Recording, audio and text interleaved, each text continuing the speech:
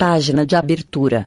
Do livro Ceifa de Luz, psicografado por Francisco Cândido Xavier, pelo Espírito Emmanuel.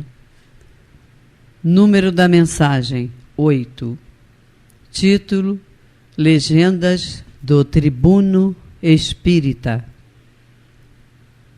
Porque pelas tuas palavras serás justificado. Jesus. Mateus 12, 37.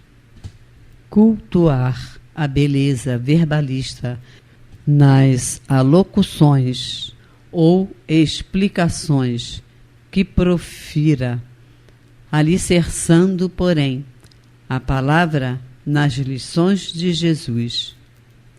Confiar na segurança própria, mas atrair a inspiração de ordem superior através da prece. Atualizar-se constantemente, examinando, todavia, as novidades antes de veiculá-las.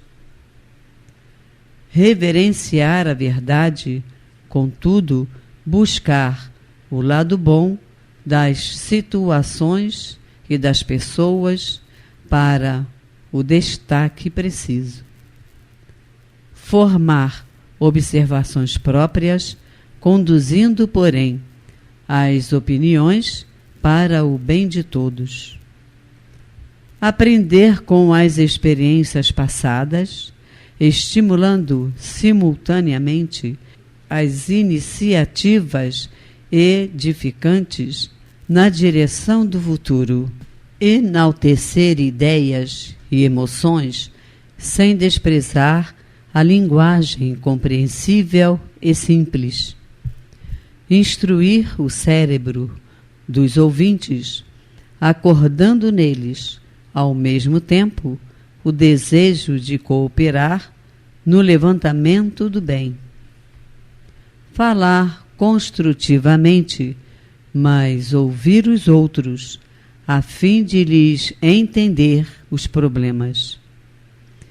Enriquecer a cultura dos companheiros de humanidade, manejando a palavra digna. Entretanto, estudar quanto possível, de modo a ser sempre mais útil no aprimoramento geral. Emmanuel. E agora, a palestra. Caros irmãos de jornada, vamos dar sequência ao estudo sistematizado de O Livro dos Espíritos, realizado pelo Grupo Espírita Francisco de Assis, através de encontros virtuais que nos unem, mesmo estando distantes fisicamente.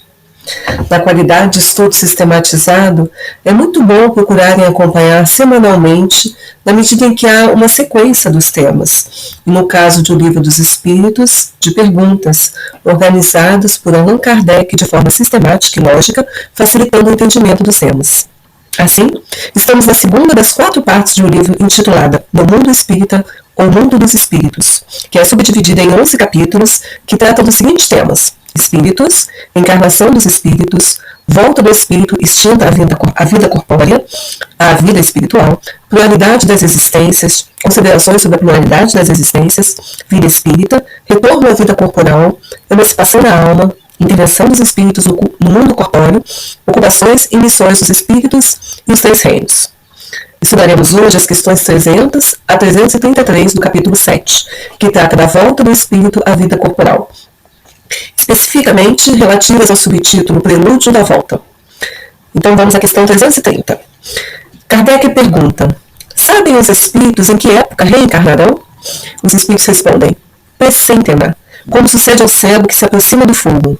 Sabem que tem de retornar ao corpo, como sabeis que tendes de morrer um dia, mas ignorando como isso se dará. Kardec reitera: então, a reencarnação é uma necessidade da vida espírita, como a morte ou é da vida corporal? E os espíritos respondem: certamente, assim é.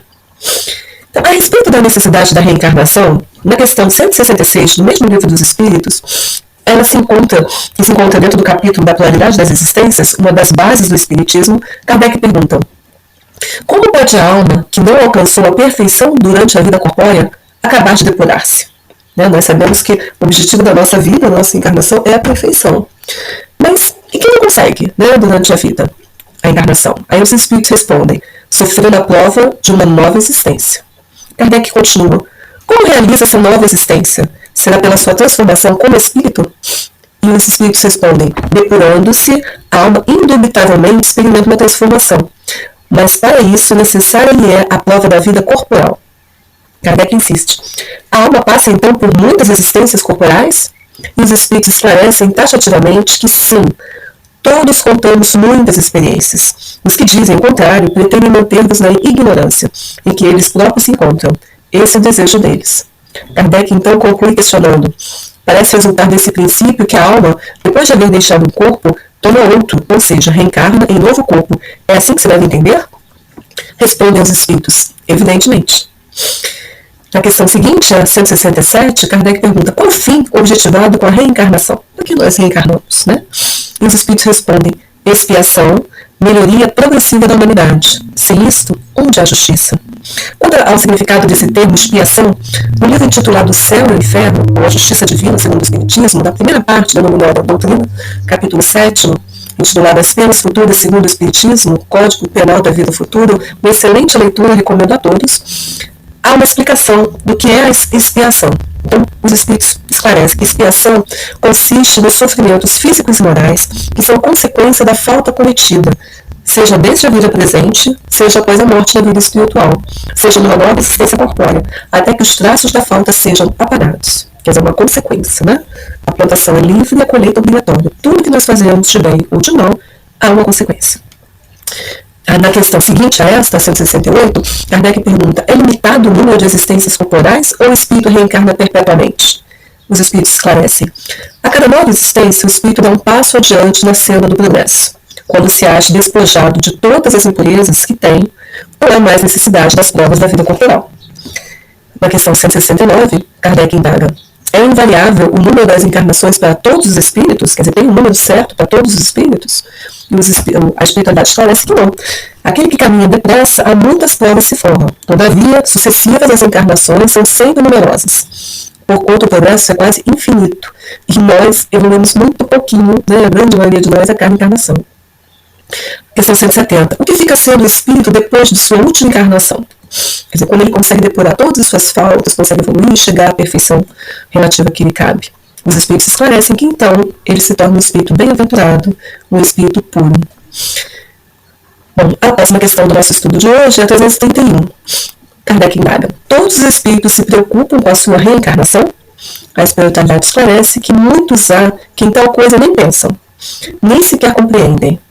Dependem de estarem mais ou menos adiantados. Para alguns, a incerteza em que se acham do futuro que os aguarda constitui punição.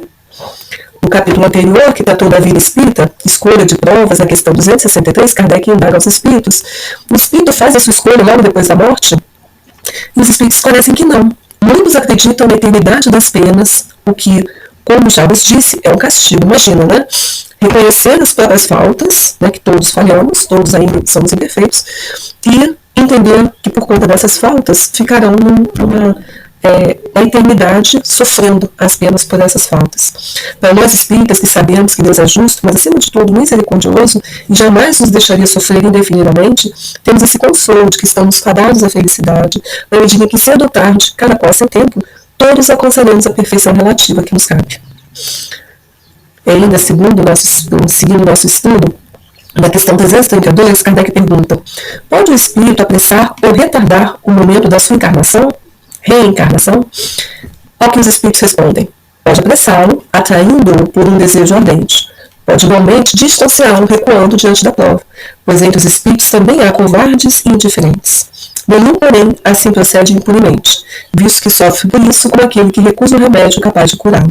Quer dizer, mais uma vez a consequência, né, dos nossos atos, das nossas ações, das nossas missões também. Nesse mesmo livro, o Livro dos Espíritos, na última parte denominada das Esperanças e Consolações, lembra que são 4 partes, né?